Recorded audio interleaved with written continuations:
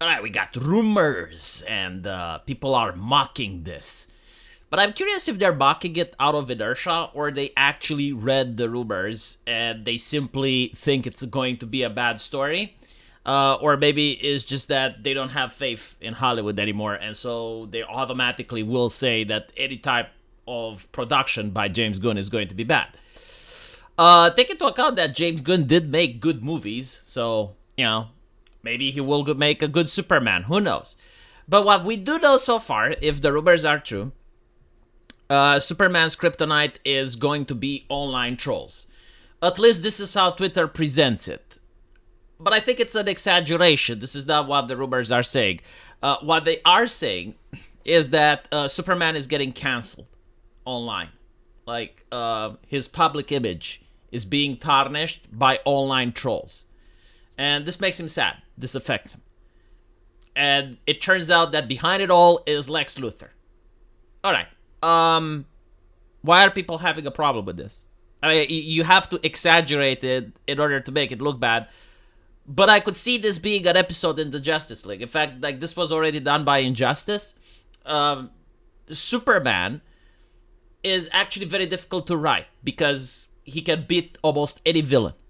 It's very difficult to challenge him. And so, usually, the way the writers used to go around it was to create situations like this, where you have the public turning against him, right? So, like, a villain like Lex Luthor manipulates the public in being against Superman. And this actually does hurt him. Like, why? Well, he does feel like an alien. He does feel like an outsider. Everything he does is out of love and compassion for humanity. And so to have that taken away from him by humans being against him and hating him, that would create interesting drama, right? Like, that does create an interesting plot point from which you can tell a good story, which is why I think that the rumors aren't true. Like, I personally don't think that they're going to write it like this, because this would actually be interesting writing. Again, it depends how you take it. It depends what you do with it. But it is an interesting premise, right? Like, what would happen if people suddenly start hating Superman? Like, will he stop fighting crime? Will he say, okay, well, what's the point in helping people if they despise me, if they hate me? How is it going to affect him? How is it going to affect him as Clark Kent? Like, Clark Kent is a journalist, right? He's in the mainstream media. And he actually understands online campaigns. He understands these things. How is he going to deal with it, right? Like, this is actually interesting. Can it make for a Superman movie? Yeah, sure, why not?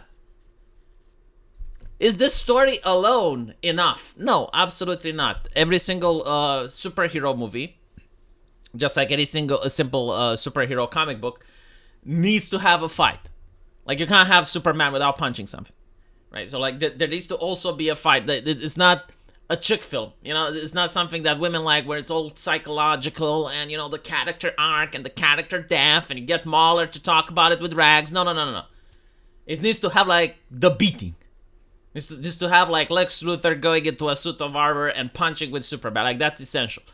But as a secondary thing, like, as a behind-the-screen thing, yeah, like, the idea of the public turning against him, definitely a cool and interesting concept, especially to see how he can gain the faith back in the public.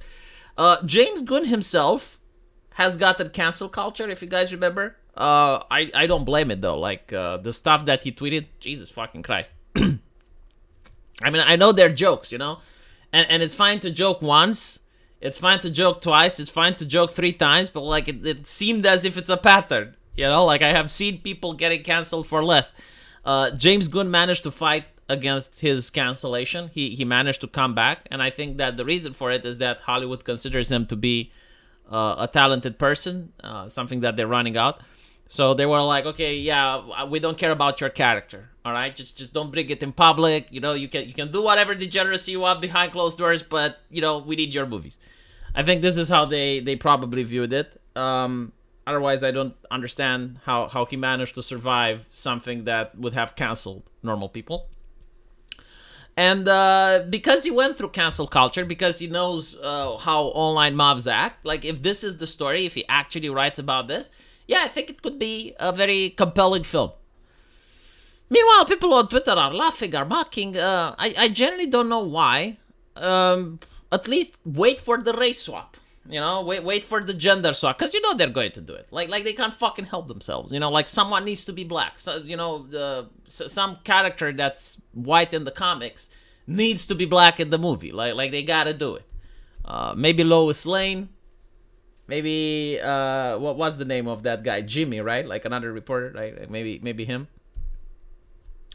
I'm also curious, like how they're going to present journalists. In Superman, like journalism was presented as something romanticized. Like they're objective.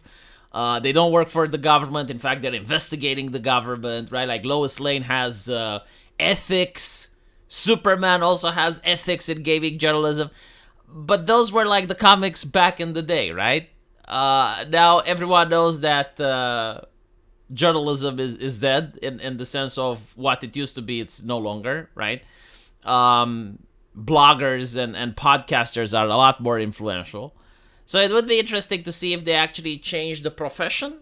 I remember like they actually did that with, I think it was Spider-Man, right? The journalist guy that hates him. Now he's not a journalist anymore. Now he's running a radio show, like a podcast thing on the internet. And so that would be like a natural change to make the profession more in tune with 2025. And so I'm like curious to see if they're going to do this with Lois and Superman, if they're going to stop being employees of the Daily Planet and maybe make their own thing.